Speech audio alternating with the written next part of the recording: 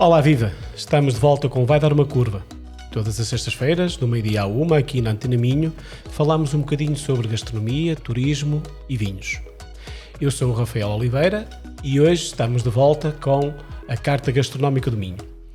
É um projeto que estamos a fazer em conjunto com o IPVC e temos connosco hoje, além da professora Joana Santos, que nos acompanha nestes 4 programas, temos também a professora Ana Sofia Rodrigues e a professora Ana Teresa Oliveira. Vamos ter aqui uma conversa a 4, vamos perceber um bocadinho melhor aquilo que elas contribuíram, que estas duas professoras contribuíram para a Carta Gastronómica e conhecer mais aprofundadamente a nossa Carta do Minho. Olá, obrigado pela vossa presença. A Ana, são as duas Anas, que facilitam um bocadinho o decorado dos nomes. Ana Sofia, eu começava por si. Escolhi um tema que é um tema muito... passou a ser um tema muito querido, que é a questão do vinho verde, que durante muitos anos andou um pouco esquecido, mas que ganhou uma pujança diferente nos últimos 10, 15 anos, talvez, mas isso vai nos ajudar a perceber um bocadinho melhor o porquê deste tema. Boa tarde, obrigada também pela oportunidade de participar nestas conversas. O vinho surgiu no contexto da elaboração da carta e obviamente era um elemento fundamental naquilo que é a forma de estar da gastronomia no Minho. É um elemento essencial que corre todo o processo gastronómico, ao nível histórico, ao nível de forma de estar das pessoas, das famílias, do território e atualmente com um peso fundamental naquilo que é a atividade económica. E a retenção também das pessoas num território com os problemas que todos sabemos de desertificação. E o vinho, como eu dizia, é um elemento em si completamente independente, porque ele vive por si, no âmbito da gastronomia, mas no Minho há uma tradição muito interessante que é o vinho fazer parte da confecção. Portanto, é um elemento de confecção, desde a preparação dos pratos, e estamos a falar em pratos como os rojões, que têm as suas salmouras, ou o próprio fumeiro, que tem também associado sempre o processo de produção com vinhos, e depois temos a lampreia, aquele ícone da gastronomia minhota, e poderíamos falar aqui de muitos outros exemplos da utilização do vinho como elemento da confecção. Mas depois temos o vinho como um elemento de acompanhamento dos pratos. E, portanto, esta questão das harmonizações é histórica. Há pessoas que olham para isto de uma forma mais tradicional, outras de uma forma mais moderna, e, portanto, a questão das harmonizações, ou daquilo que também nós chamamos muito aqui no Minho, porque somos muito ligados ao amor, a questão da maridagem, não é? Portanto, nós podemos chamar-lhe por maridagem, porque é o que chamam os críticos de vinhos chamam-lhe harmonizações, nós gostamos muito aqui no Minho da palavra maridagem. Esta questão também é algo que é tratado constantemente de uma forma muito dinâmica, não há regras, não há consensos. Depende muito das abordagens em termos de consumidor, em termos de mercados, em termos daquilo que é também a evolução da própria gastronomia e da relação da gastronomia com os vinhos, não é? Portanto, os vinhos tinham que entrar, obviamente, na carta gastronómica. Aqui no artigo começa-nos por nos fazer um excelente enquadramento histórico dos vinhos verdes.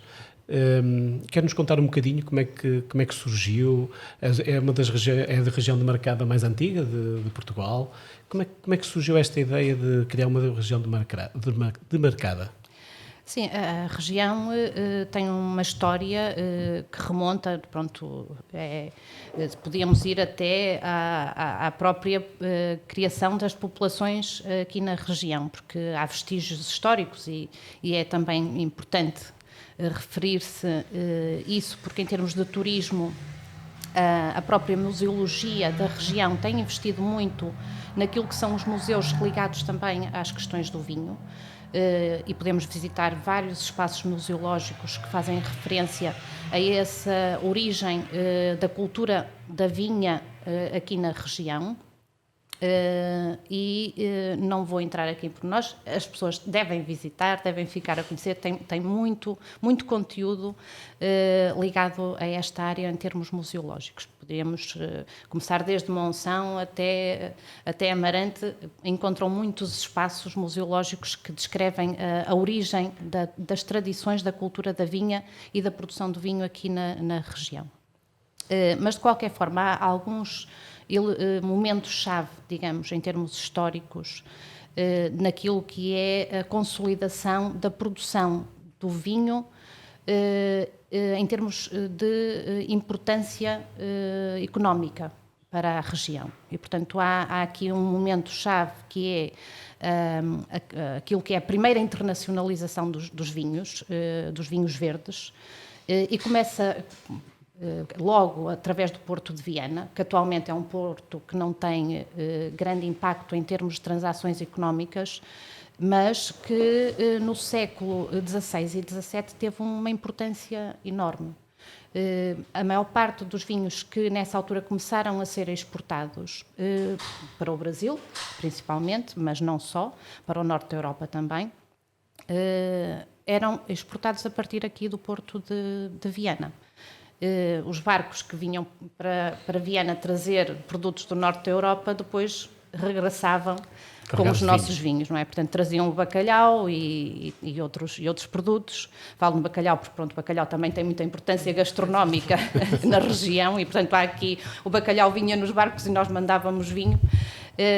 E, portanto, esse século XVI e XVII foi fulcral para, no fundo, aquilo que foi o primeiro processo de exportação, de internacionalização dos vinhos aqui da região.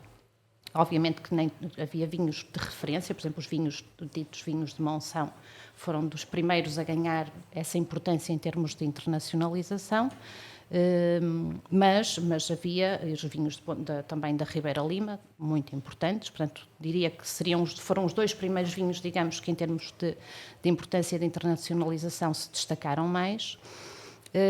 Mas depois outros vinhos também tiveram o seu peso. Depois houve outro momento muito importante que foi no século XVIII e que tem muito a ver com a forma de estar dos minhotos, muito trabalhadores, mas muito revolucionários, e que teve a ver com o facto de ter sido criada, na altura, a Real Companhia das Vinhas do Alto Douro. E isso fez ofuscar um bocadinho este processo de internacionalização que tinha ocorrido no século anterior. E então os minhotos perceberam que estavam, digamos, a ser substituídos nestas trocas mercantis e nestes acordos económicos, e na altura no reinado de Dona Maria I, estavam a ser, digamos, ofuscados pelos vinhos do Douro. E tentaram, nessa altura, criar uma sociedade agrícola, uma sociedade chamada Sociedade Pública de Agricultura e Comércio, da província do Minho, junto de Dona Maria I, para se insurgirem contra esse tal monopólio detido pela Companhia das Vinhas do Alto Douro. Pronto, não foi possível, foi um processo muito complexo em termos da região, mas não foi possível. De qualquer forma, foi possível sobrepor algum desse processo de contaminação das rotas comerciais, e os vinhos de Viana, de Monção e Ponte Lima voltaram a conseguir introduzir-se através deste processo da Real Companhia nesse processo mercantil. Pronto, este século XVIII foi assim um bocadinho complicado, mas penso que fez parte do início do processo de criação da região demarcada. E a região demarcada surge no século XX, não é? Portanto, foi em 1908, e todo este histórico foi fundamental para a criação desta primeira região demarcada em Portugal. Esta região, penso que é a primeira região com este formato, ou seja, a primeira região demarcada de vinho em Portugal. Mas como é que uma região como o Vinho Verde, que é das primeiras a ter uma região demarcada, é provavelmente das primeiras a fazer este trabalho comercial, como há pouco estava a referir, e que muitas vezes até provavelmente servia moeda de troca, e vinha bacalhau e seguia o vinho verde. Como é que depois demora tanto tempo até atingir a notoriedade que tem hoje? Ou seja, nós, aquilo que conhecemos hoje do vinho verde, nós, os comuns dos consumidores, é muito recente. Há um par de anos que começámos a olhar para o vinho verde desta forma. Como é que se demora tanto tempo até chegar a esta notoriedade? Eu acho que teve a ver também com algumas alterações daquilo que eram as próprias estruturas das explorações agrícolas. Porque até ao final do século XVIII a vinha ocupava um lugar primordial nos terrenos, ou seja, era a cultura central nos terrenos.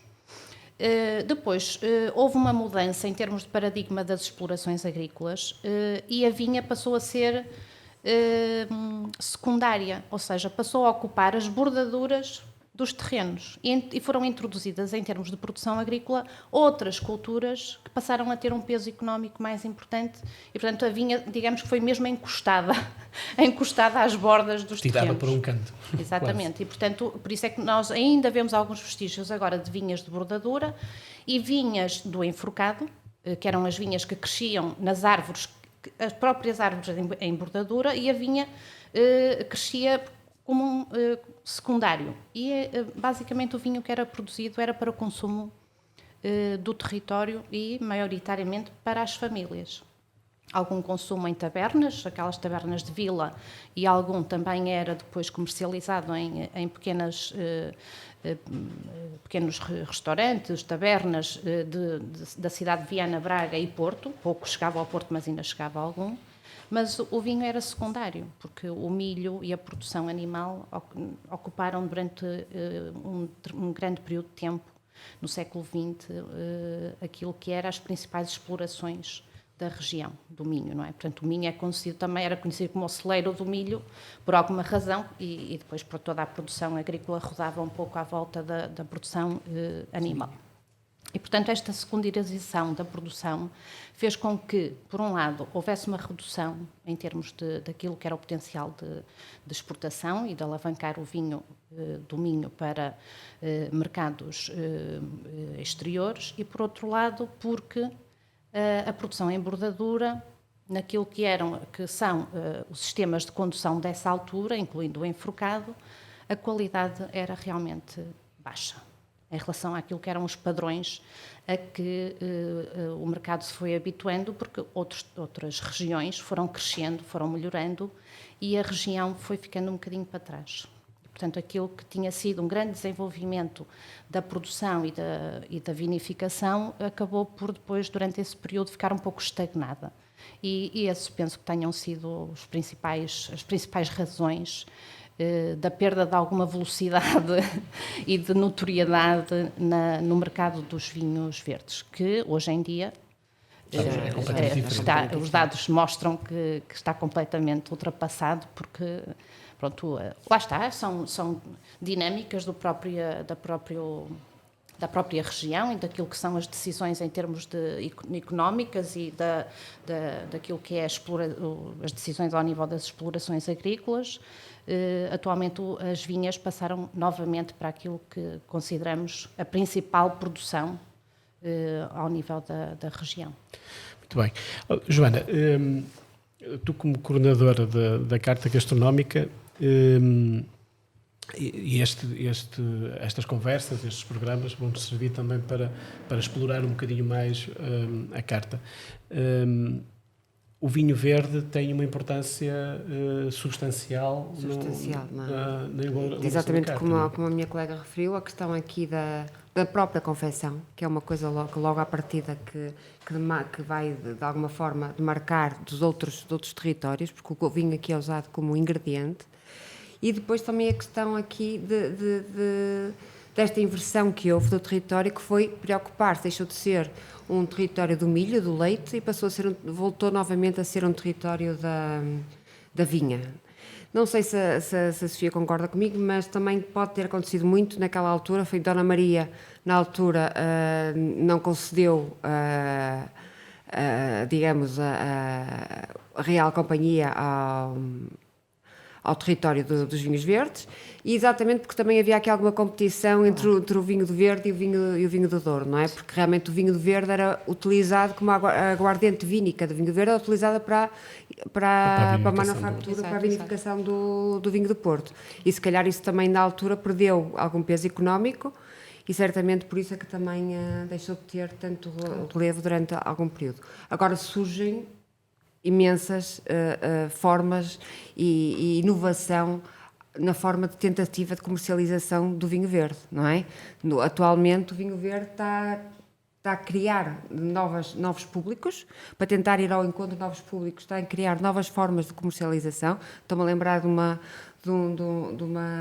adega que não vale a pena aqui referir o nome, mas, por exemplo, comercializa em latas o vinho verde para tentar chegar novamente ao público mais jovem, porque há realmente esta preocupação de que o público mais jovem não está tão sensibilizado para o consumo do vinho, não é? E nós, de alguma forma, temos que nos sensibilizar para voltar, e temos que arranjar meios de atrair os jovens para esse e conhecerem, para depois começarem a apreciar e depois poderem consumir.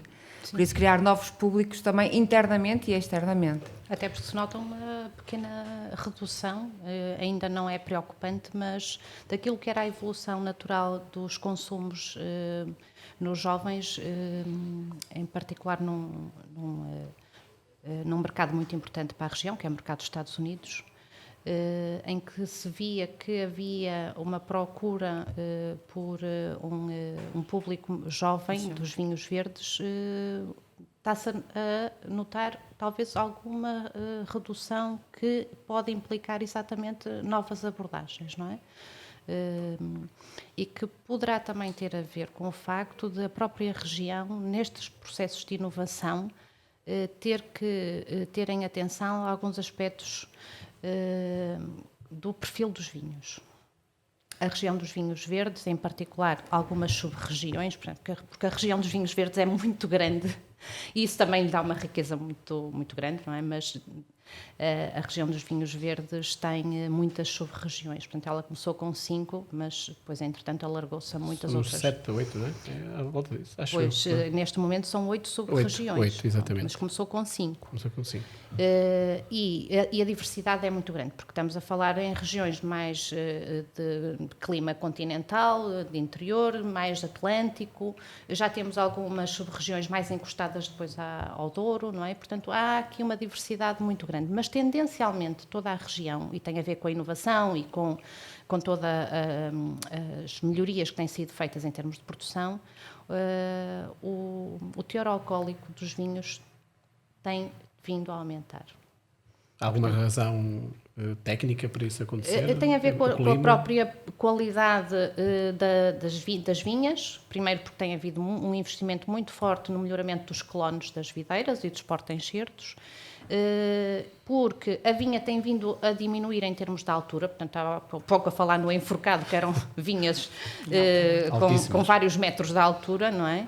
E a vinha, neste momento, da região dos vinhos verdes, a tendência em termos de sistemas de condução é sistemas de condução mais baixos, mais próximos até de sistemas de condução do Douro, da Península de Setúbal, do Alentejo. E isso faz com que a maturação seja também, pronto, para não falar também de outros aspectos em termos de intervenções culturais que têm vindo a ser melhoradas, e a região tem crescido muito em termos de conhecimento e de capacidade, capacitação e formação dos próprios produtores, mas a verdade é que os teores alcoólicos que tradicionalmente nós estávamos habituados nos vinhos verdes estão atualmente a níveis bastante superiores. E isto é um aspecto que é necessário cuidar, porque as tendências de consumo em alguns mercados são exatamente ao contrário. As pessoas não querem vinhos muito alcoólicos. Mas não há uma tendência... Há mercados para tudo, obviamente, não é? Mas não houve nos últimos anos uma tendência, principalmente nas outras regiões, da venda de vinhos até de procura de mais álcool? Ou seja, por exemplo, da região do Douro ou do Alentejo, claro, já vemos vinhos com 16, 17 graus, claro, 18 já chegamos a ver à venda, não é? Sim, sim. Mas será porque o vinho verde teve sempre esta imagem de ser um vinho mais fresco, menos alcoólico, e isso poderá estar a mudar o comportamento em relação ao vinho? É isso que... Sim, o padrão daquilo que é o vinho verde, conhecido no mercado, tem determinadas características, não é? Como um vinho do Douro. Quer para o consumidor comum, quer para um enófilo, quer para os escansões, quer para quem está nas estruturas de comercialização, de distribuição. Portanto, todos estes agentes que lidam com os vinhos têm um pensamento relativamente a determinados vinhos de determinadas regiões. Quando se fala num vinho de Bordeaux, imagina-se logo um determinado perfil. Exato. Não é? Já estou aqui a sair de Sim, Portugal. sim, mas para ser mais simples, para perceber. Exatamente. E, portanto, os vinhos verdes tinham uma determinada conotação com um conjunto de características que se lhe associavam e que se lhe associam, não é? E que não são de todo, nós estamos aqui a colocar a questão de que sejam depreciativas. O facto de ser um vinho, como a própria comunicação da CVR vai nesse sentido, não é? Vinhos leves, e isso não é depreciativo. É uma característica dos vinhos, sabendo que dentro dos vinhos verdes há, como sabemos, uma diversidade muito grande. Mas há aqui um padrão que permite traçar um perfil de vinhos verdes. E isso é importante que seja considerado nas estratégias da região e das empresas vinícolas, no sentido de, com toda a inovação que é essencial e que tem vindo a ser feita, não alterar aquilo que é a característica reconhecida para os vinhos verdes. Porque isso há muito trabalho uma reflexão feito. Bastante grande, não é? Claro. E deve ser debatido, porque o que se vê é que nos últimos anos tem-se caminhado provavelmente no sentido contrário àquilo que se está a ver, que provavelmente não será a melhor estratégia, porque tem-se apostado em vinhos mais alcoólicos, já temos vinhos verdes com mais álcool do que alguns de outras regiões, e merece aqui uma reflexão, Claro. porque há aqui uma ligação, e como disse muito bem, há aqui uma imagem que temos do vinho verde que é preciso que ela permaneça para continuarmos a ter. Há espaço, obviamente, para situações de nicho, não é? Em que cada produtor, cada enólogo pode ter a sua imaginação e fazer a sua experimentação, mas quando estamos a tratar das questões de comunicação de uma região, isso tem que ser tido em conta. Porque depois cada casa vinícola, cada enólogo vive por si só, obviamente, e tem a sua estratégia e pode querer posicionar-se num perfil de vinhos específico, mas a região no seu todo também não pode perder esta imagem. Não é? Portanto, tem que, no fundo, é equilibrar aquilo que são estratégias individuais de cada casa, de cada produtor ou enólogo, e aquilo que são as estratégias da região. São compatíveis, mas não pode haver aqui desequilíbrios que ponham em causa todo um trabalho feito ao longo de muitos anos em termos da comunicação dos vinhos da região. Não é? E, portanto, a questão da geografia, do terroir, do espírito do lugar, são palavras-chave. Só aqui uma curiosidade, porque o vinho, a imagem que nós tínhamos do vinho verde era uma cultura enramada. Sim. Em que havia muita parra e pouca uva. Hoje em dia... Isso é quem não anda a vindimar. Pronto, mas havia até aquele ditado, não é? Sim, hoje em dia o que é que acontece? As vinhas já são plantadas de uma forma muito similar àquilo que é do Douro e na província de Setúbal ou a própria Alentejo, e isso faz com que realmente também haja uma maior exposição solar. A maior exposição solar, maior teor alcoólico. Não é? Essa mudança da paisagem que aconteceu simultaneamente também com esta nova forma de cultivar a vinha, trouxe também essa questão, porque houve uma alteração. Isso também dá muito devido ao investimento que houve na enologia, não é? Que acho que nos últimos da viticultura, da viticultura e depois da enologia, exatamente, não é? Que houve aqui um grande salto em termos de conhecimento. Um grande investimento da região na investigação, por um lado, e depois na capacitação das pessoas que estão na fileira, desde a produção na vinha, até à parte enológica e mesmo comercial, mesmo em nível comercial. Um investimento feito, obviamente, por várias entidades, a própria Comissão de Viticultura, com um investimento forte no apoio aos produtores na formação, e no apoio em termos de estratégias também de mercados, com definição da estratégia da região para mercados, identificando os mercados prioritários, com estratégias de comunicação, com diferenciação. Por exemplo, uma estratégia muito interessante foi, dentro daquilo que era a região, criar selos específicos para alguns vinhos, como foi os vinhos de Monção e Melgaço, que têm um selo específico dentro da região dos vinhos verdes, e, portanto, isso tem a ver com, lá está, com a questão dos terroirs, não é? De valorizar o terroir. Mas depois também muito investimento por outros agentes, como é o caso, por exemplo, do Politécnico de Viana, é um agente fundamental em termos de parceria do território, porque faz muita investigação na área da viticultura e da enologia e também na área de marketing. E depois os centros de investigação que estão a trabalhar no território. Obviamente não só o Politécnico de Viana, a Universidade de Minho, com quem também o próprio Politécnico tem parcerias em termos de investigação, mas a investigação é um aspecto fundamental e que não pode ser deixada de lado em toda esta estratégia de modernizar continuamente a região, os seus vinhos, a sua forma de produzir. E as questões, por exemplo, da sustentabilidade, hoje em dia, são uma peça-chave, não é? E a própria Comissão de Viticultura tem agora um projeto que lançou este ano de implementação de uma estratégia para a sustentabilidade, que vai permitir, por um lado, capacitar mais os agentes, mas também fazer diferenciação daqueles que mostram que estão a produzir cumprindo determinados critérios de sustentabilidade, que vão desde o uso da água, de controle de produtos fitossanitários, da forma de utilização do solo, do respeito pelo ecossistema em que estão a coabitar com as suas vinhas, as questões da eficiência energética, quer na vinha, quer nas adegas. Portanto, a questão da sustentabilidade é um aspecto-chave, até porque os mercados também não esperam outra coisa. Claro. É a própria exigência.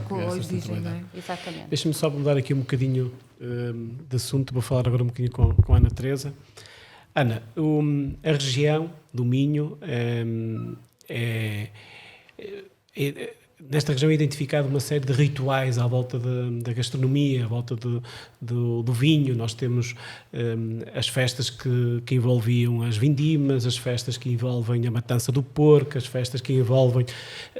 há muita festa, muita romaria, muita emoção à volta desta relação que os minhotos têm com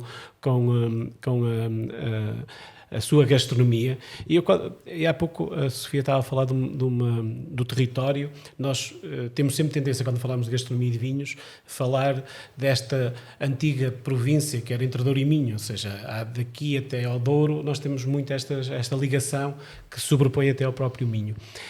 No artigo que escreveste aqui para a Carta Gastronómica, falas desses pontos. Como é que foi fazer e desenvolver um artigo? Qual foi a tua inspiração para poder escrever este artigo? Muito obrigada, antes de mais, pelo convite para participar na Carta Gastronómica e para estar aqui hoje nestas conversas. Como dizia a Ana Sofia há pouco, o Minho é uma terra de afetos. Ela falava da questão da maridagem e a investigação que eu fiz para escrever este artigo não foi muito fácil, sinceramente, porque a investigação é muito importante e a investigação centrada nas emoções e nesta associação entre emoções, comportamento e desenvolvimento dos sistemas, no fundo, agroalimentares e dos consumidores, tem ainda um caminho pela frente. E, portanto, o que se fez neste trabalho foi procurar investigação internacional e associá-la àquele que é o conhecimento que temos neste momento do Minho. E, portanto, quando nós pensamos precisamente nestes afetos, nós associamos muito nós carimbamos na nossa recordação, na nossa história pessoal, a alimentação, a gastronomia, mas a alimentação. Nós sabemos, por exemplo, na psicologia que nós não podemos simplesmente dar leite a uma criança como se fosse assim uma coisa abstrata, não é? Nós temos que alimentar a criança ou o ser humano com um conjunto de, digamos, suporte emocional e construção para que ela se consiga desenvolver de uma forma, digamos, mais normativa, mais adequada àquilo que é o seu próprio desenvolvimento pessoal. O que é que eu quero dizer com isto? Nós temos no Minho muitos rituais fortes, familiares, e portanto os países do Sul, a investigação mostra isso, estão muito mais associados a rituais emocionais, de partilha de emoções e de sentimentos em festas tanto familiares, mais pessoais, como até a matança do porco, por exemplo, que nós temos, e a outras festas e romarias. E, portanto, a existência de emoções ou de estados emocionais ou de sentimentos associados à gastronomia carimbam-nos emocionalmente e, como nós não temos uma distinção entre comportamento e emoção e portanto, o nosso Damásio, o embaixador das emoções pelo mundo inteiro, diz-nos que não há uma diferença entre pensamento e emoção. Nós, quando pensamos, sentimos, e quando sentimos, pensamos. E nós agora sabemos isto. E, portanto, ao pensarmos ou ao sentirmos uma emoção muito forte, que pode ser negativa até, mas ou positiva, nós registamos esta emoção e associamos à gastronomia, àquilo que estamos a consumir e às pessoas que estão connosco.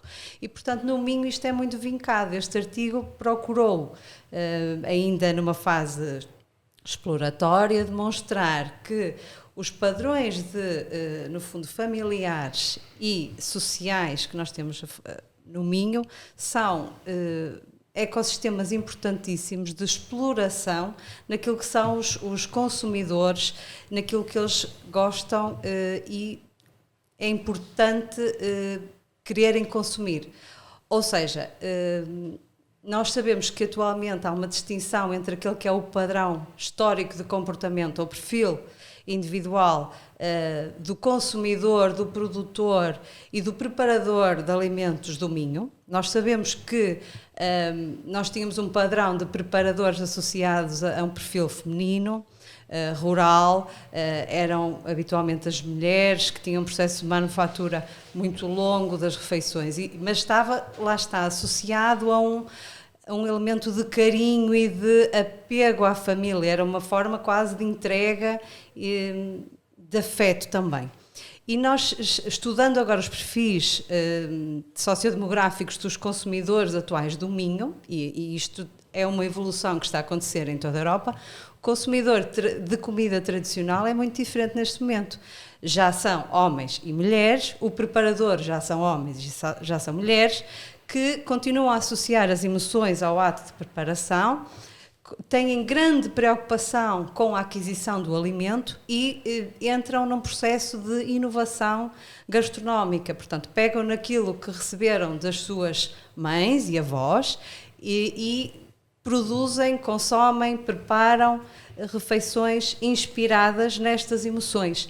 E isto é uma ligação que para o Minho é muito importante, porque nós temos de facto enraizado aqui um contexto socioeconómico de dificuldade, de ruralidade, de baixa escolaridade e que agora está de facto a ter outro comportamento devido também ao seu desenvolvimento territorial, económico e educacional, inclusivamente, e o IPVC também tem aqui um papel muito importante. E, portanto, este novo consumidor e este novo preparador de alimentos é um campo muitíssimo interessante de explorar ao nível de investigação, porque nos dá informação também para o próprio produtor.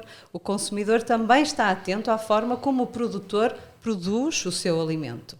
E, portanto, tem nas suas raízes humanas, digamos, o gosto por determinados alimentos, ou não é? Consoante o seu histórico familiar e a sua vida, mas está atento à forma e à sustentabilidade dos produtores e àquilo que Eu gosto, por exemplo, de rojões, a Sofia falava, não é? Mas eu, enquanto preparador de rojões, vou querer prepará-los de uma forma diferente do que a minha mãe ou a minha avó, mas eu continuo a gostar deste sabor ou desta carne, mas vou estar atento a isto. Portanto, esta evolução e esta mudança é muito importante também para o Minho conhecer bem os seus consumidores e a forma como também se pode desenvolver economicamente e o próprio território acompanhar esta mudança e cimentar isto em investigação. Nós, quando pensamos em gastronomia, quando pensamos em comer, há sempre aqui uma parte afetiva, sempre ligada a esta vontade, porque depois dá-nos a vontade de partilhar, comer sozinho, comer de forma partilhada, é diferente. A parte emocional é sempre muito importante quando nós falamos de gastronomia e de vinhos, não é? Temos muitas vezes ouvimos muito bem muitas vezes esta expressão que é eu fiz exatamente como fazia a minha avó, mas a da minha avó sabia melhor. Claro. Isto é a parte emocional a falar. Claro, evidente. Nós quando temos aliás, nós sabemos, a investigação mostra-nos muito bem isso. Sem entrar aqui na questão das perturbações alimentares, porque acho que é importante fazer aqui esta distinção, do ponto de vista da investigação, nós sabemos que do ponto de vista da perspectiva evolutiva do consumo, nós temos, de forma geral, tendência a consumir mais alimentos, a ingerir mais, quando estamos muito felizes. Em família, em grupos.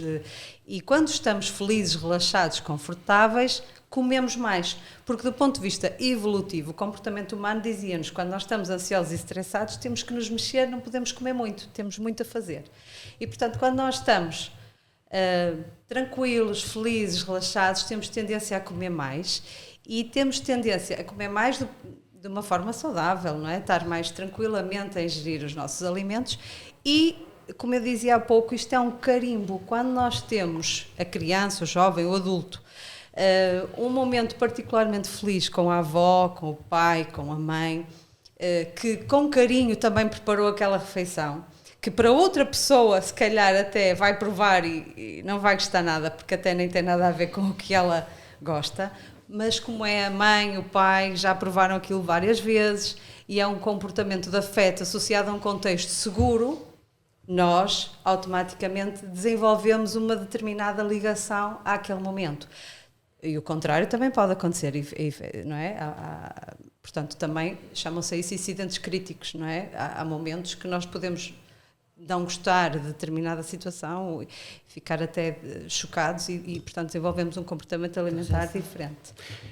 Mas agora, levando isto para a parte até turística, e vou já tentar explicar o que é que quer dizer com isto, é que hoje nós falamos muito das experiências gastronómicas, ou seja, nós temos duas formas de comer. A forma de nos saciarmos, nosso dia-a-dia, que precisamos de comer para viver, e depois temos a parte da experiência gastronómica, que também não é só a parte de comida, é a gastronomia. Bem, esta palavra também é mais recente, não é? Há uns anos a gastronomia englobava tudo, nós agora tivemos quase esta tendência de colocar o eno para juntarmos aqui o vinho, mas quando se começa a trabalhar, por exemplo, um roteiro gastronómico, há sempre uma necessidade de lhe juntarmos aqui um storytelling para as pessoas se enquadrarem. Esse storytelling ajuda-nos a certa forma, emocionalmente ficarmos mais ligados a... Não tem a ver aí tanto com a questão emocional, tem a ver com o que nós chamamos na psicologia o sentido ou o propósito. Quando nós identificamos um sentido ou um propósito para uma determinada tarefa, missão, o ser humano tem um comportamento que vai como se fosse uma corridinha, não é? Em direção àquele sentido ou àquele propósito. E nós, ao darmos um sentido ao propósito, ou ao tentarmos que o outro perceba o sentido e o propósito, isso conduz-nos nesse sentido. Agora, a divisão entre emoção e razão não existe, como eu estava a dizer há pouco. Nós hoje em dia, neste momento, sabemos perfeitamente. Eu costumo dizer isto nas minhas aulas, que vou usar esta coisa, digo isto muitas vezes. Quando o coração começa a bater muito, nós só estamos a ter uma reação fisiológica. O que sentimos está no cérebro. A emoção está toda no cérebro. E como nós temos uma grande massa cerebral, nós às vezes na psicologia, não é? A emoção está aqui, Isto é muito complexo. Não há pensamento sem emoção, nem emoção sem pensamento. E, portanto, quando nós pensamos, por isso é que nós dizemos e sabemos que é mais fácil aprender quando as pessoas gostam do processo de aprendizagem. Se eu gosto daquele processo de aprendizagem, eu aprendo melhor.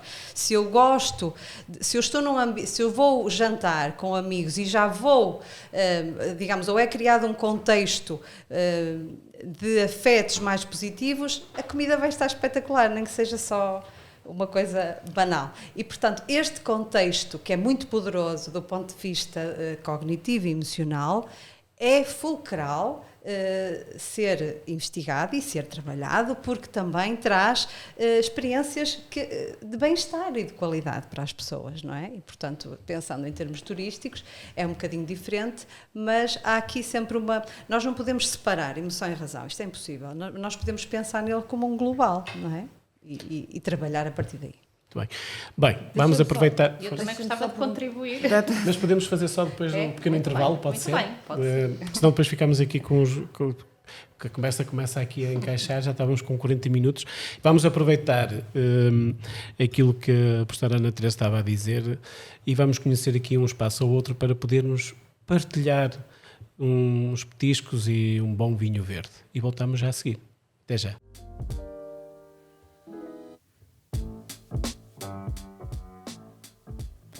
Com a hora de almoço a aproximar-se, é tempo de fazer uma pausa para almoçar. Estando em Monção, não se pode ignorar o apelo ao mês de Cordeiro de Monção, ou como é vulgarmente conhecido, a foda à moda de Monção.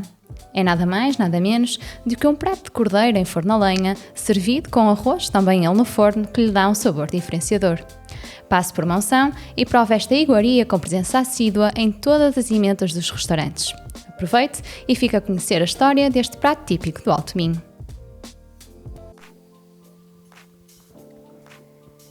Nos dias 22 e 23 de outubro vai realizar-se o Congresso Internacional de Enogastronomia na Escola Superior Agrária de Ponte Lima. O IPVC, a par com o consórcio Minhoin, tem como objetivo promover a região minhota numa perspectiva de singularidade cultural e alimentar, melhorando os padrões de sustentabilidade e fortalecendo relações com a comunidade. Não perca a oportunidade de assistir a estas sessões de forma gratuita e para isso basta requerer o seu bilhete através do Facebook do IPVC.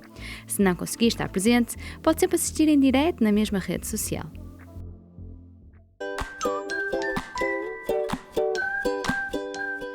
O Vai Dar Uma Curva é um programa semanal de gastronomia, turismo e vinhos conduzido por Rafael Oliveira. Pode ouvi-lo através do Spotify e em streaming no YouTube da Field Travel Minho. Venha connosco dar uma curva por aí. Estamos de volta então para a segunda parte do episódio de hoje do Vai Dar Uma Curva. Temos connosco a professora Ana Sofia Rodrigues, a professora Joana Santos e a professora Ana Teresa Oliveira, do Politécnico de Viana do Castelo. E hoje estamos a falar sobre vinho verde e as emoções ligadas à enogastronomia no nosso território.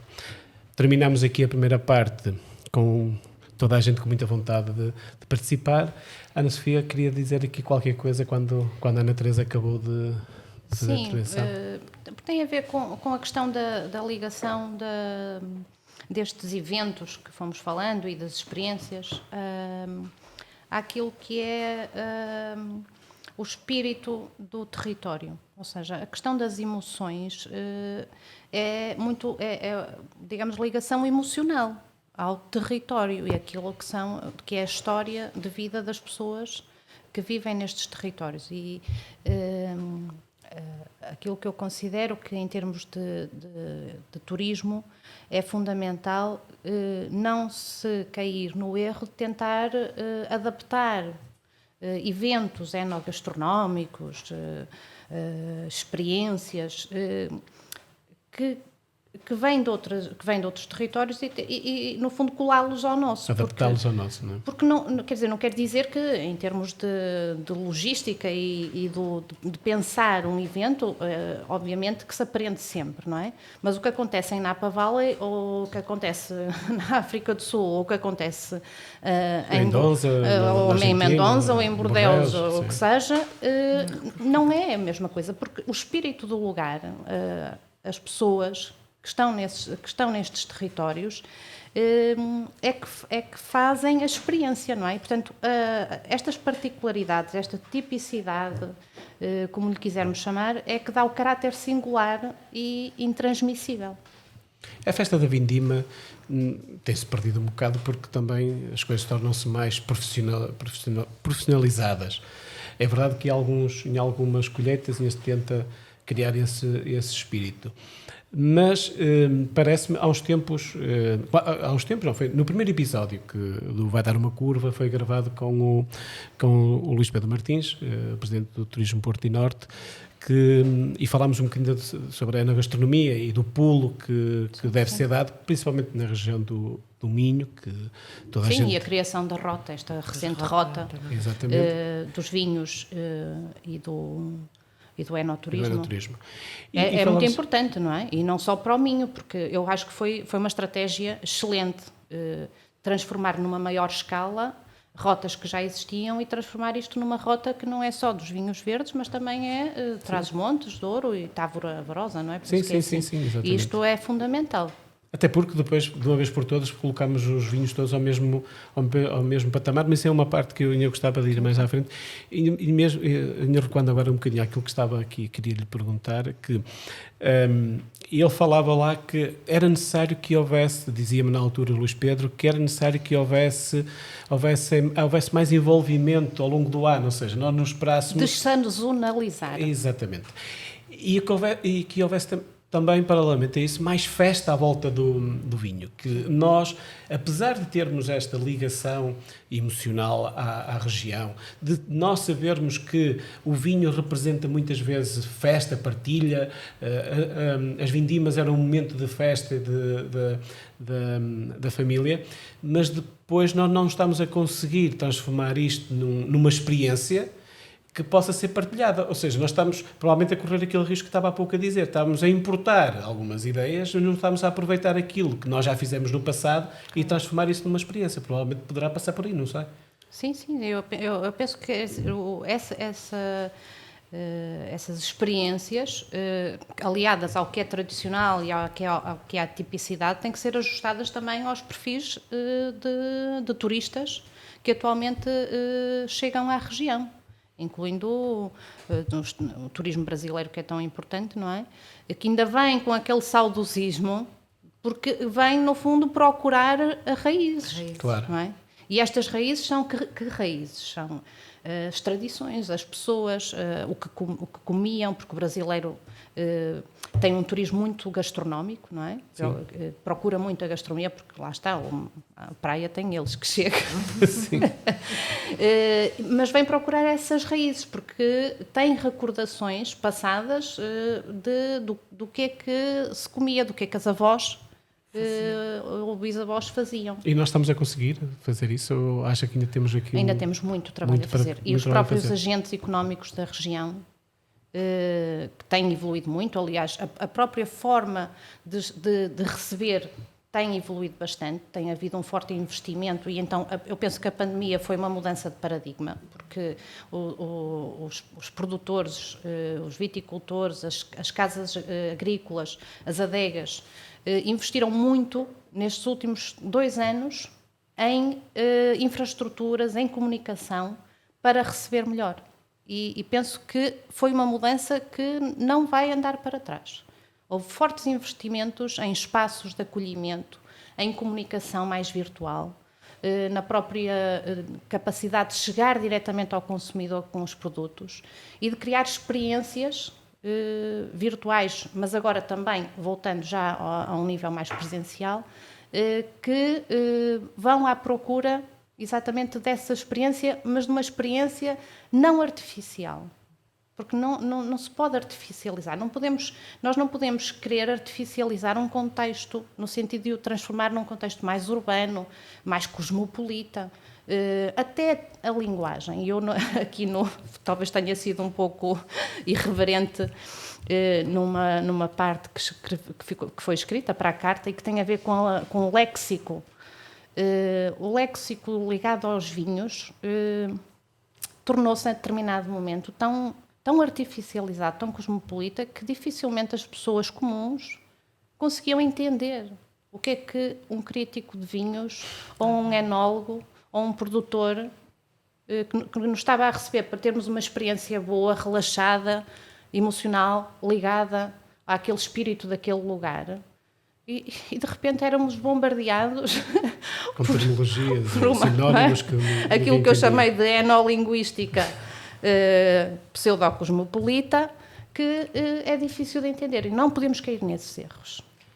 Levar a maridagem em vez da esta partilha, harmonização esta partilha. Porque a questão as pessoas querem experiência real do local. Hoje o minhoto, vamos passar isto para o Minho, embora que a região dos vinhos, como já dissemos, é mais entre Douro e Minho, tem mais orgulho no seu vinho?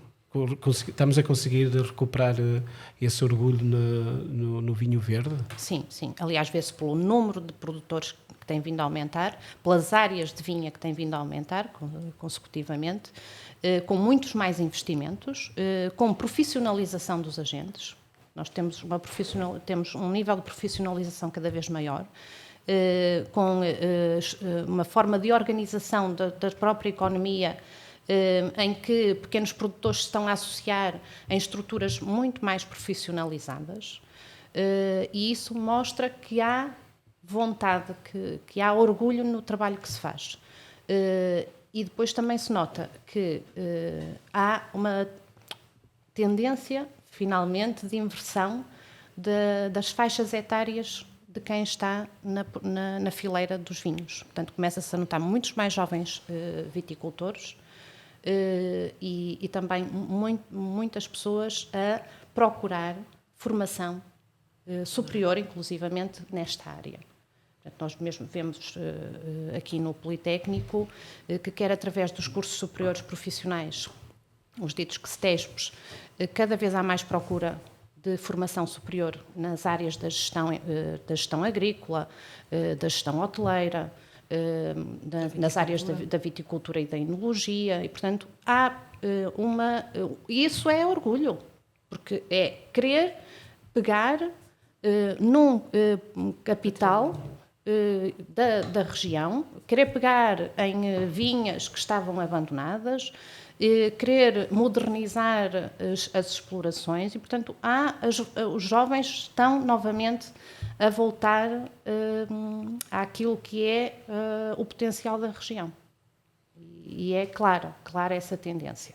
Nós vamos a uma feira realizada ou pela Comissão, ou pelas autarquias, pelos mais diversos eventos que são realizados aqui no território, no Minho, e são já muitos, e até há 10 anos atrás a faixa etária dos produtores era assustadora. E agora não, agora já se vê gente nova, com novas experiências, a querer lançar vinhos diferentes, mas lá está,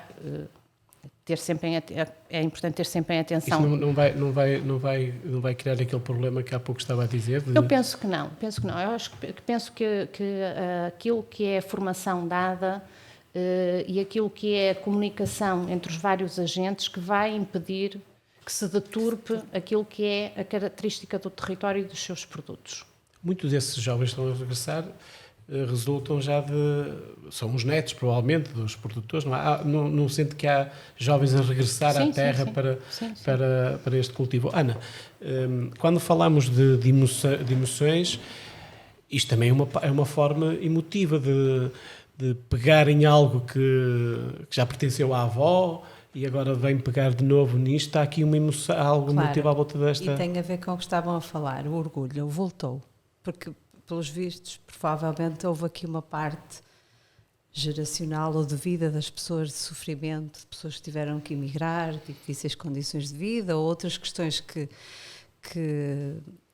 tivemos no território, e provavelmente agora conseguimos reunir até economicamente, territorialmente, este conjunto de agentes a trabalhar todos para o mesmo fim, e estamos a conseguir que as pessoas realmente tenham orgulho e sintam que podem ficar e viver a sua emoção, porque nós sabemos que muitas pessoas abandonavam o território em busca de condições de vida, independentemente dos sentimentos ou dos comportamentos que os ligavam à sua terra. E sabemos perfeitamente que há um perfil de imigração que é um perfil diferente, que continuamos a ter hoje em dia e vamos ter sempre, que é um perfil competitivo, de jovens que querem fazer outras coisas na vida, como é evidente, mas havia também um perfil de algum sofrimento, não é de algum, é de muito sofrimento, de pessoas que procuravam melhores condições de vida. É importantíssimo reunirmos no território condições para não termos este sofrimento, termos este orgulho e esta capacitação, porque isto associa e aumenta muito o potencial que estes jovens podem trazer, porque além do conhecimento têm a emoção, têm o orgulho.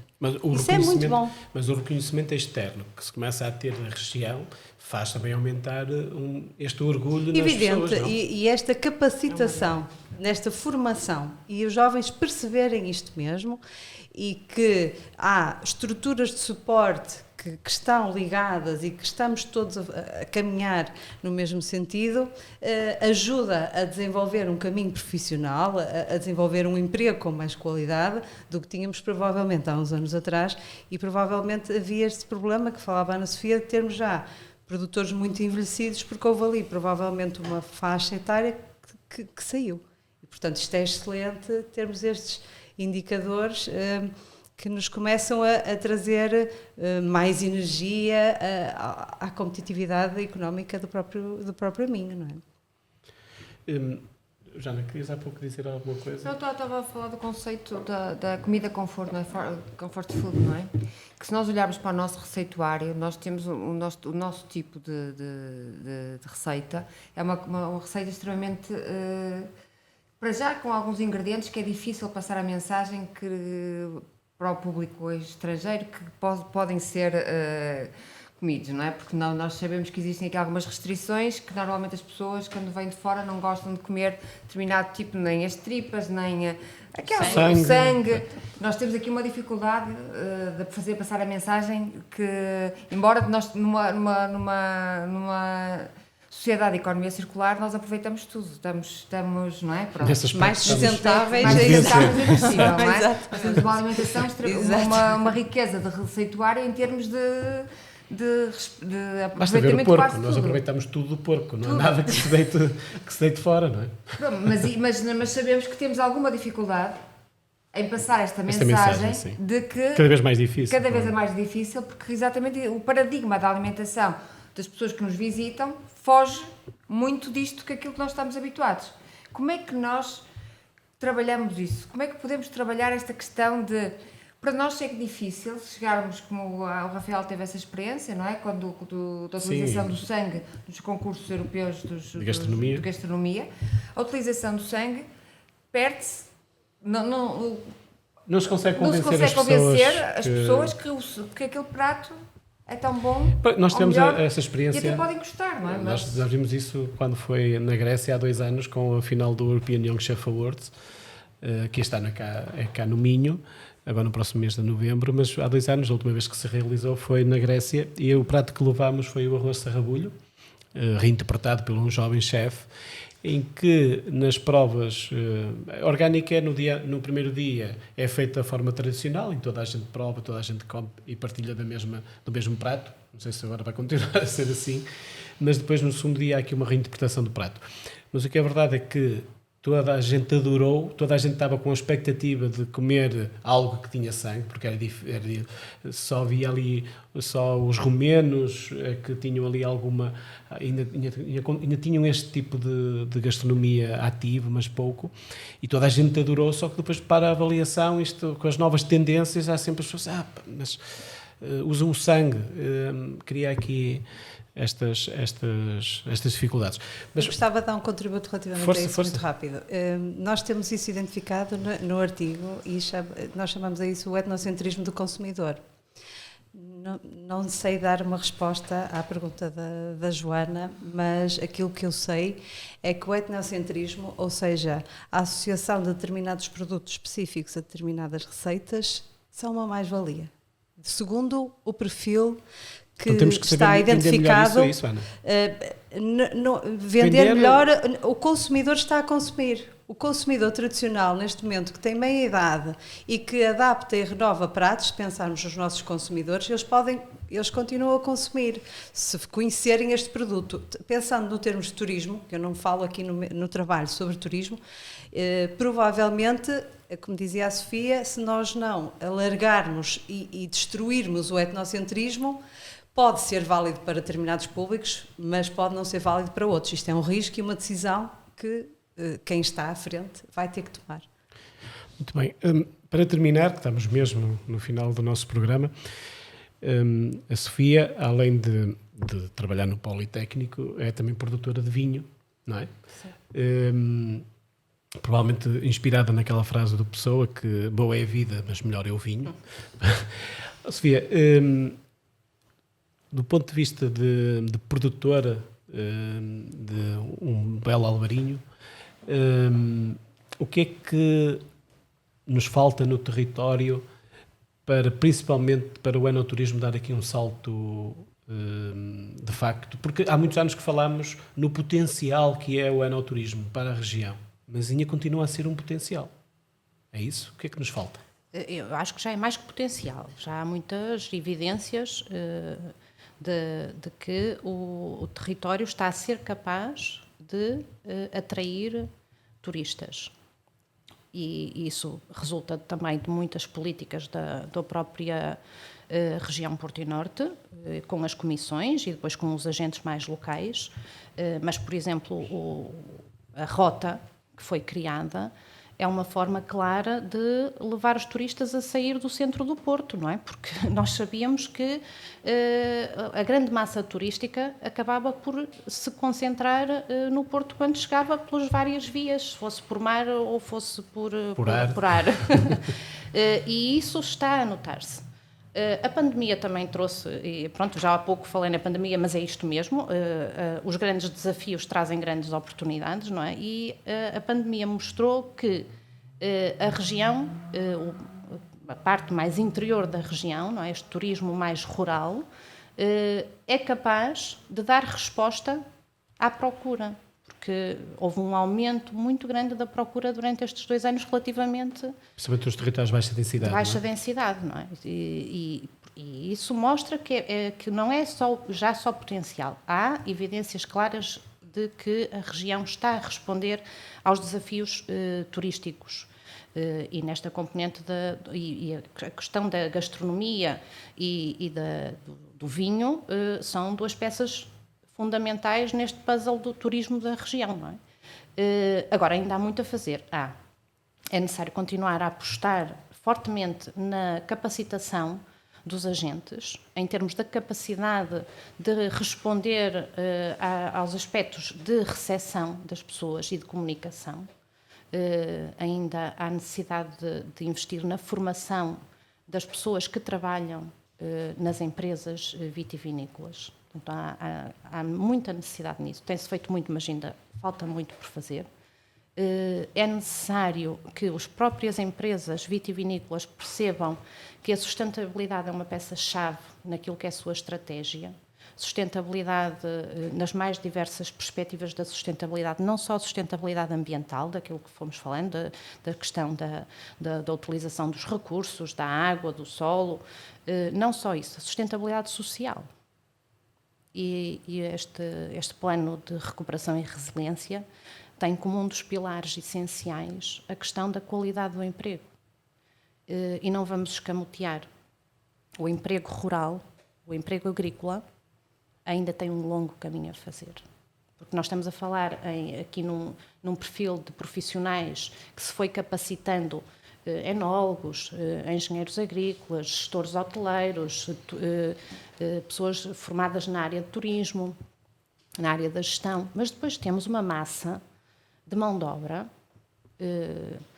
base, em particular na vinha, que tem problemas graves de qualidade de emprego. E isso é um desafio enorme para a região, mesmo, para manter as pessoas e dar qualidade de vida às pessoas. É importante. E isto é um desafio que ninguém pode fechar os olhos a isto. Pois, porque quem está na região, quem está no mundo rural, sabe que isto é um grande desafio. E temos que lidar com ele, porque o turismo também olha para isso, Sim. cada vez mais. E nós tivemos uma experiência há pouco tempo no Alentejo, relativamente às condições de trabalho, que está a ter muito impacto em termos do turismo do Alentejo. Pois. É um assunto em cima da mesa. Bom, muito obrigado pela esta partilha. Estamos mesmo que terminar. Infelizmente, as boas conversas são sempre assim. Agradecer às três esta bela conversa que tivemos. Nós voltamos de hoje a 8 dias para mais um Vai Dar Uma Curva. Já sabe, todas as sextas-feiras, do meio-dia à 1, estamos aqui na Antena Minho, e depois a partir de 1 da tarde nas plataformas de podcast, e mais ao fim da tarde no YouTube da Fil Travel Minho. Muito obrigado, aproveitem o fim de semana para irem conhecer esse Minho por aí acima, e um bom fim de semana a todos.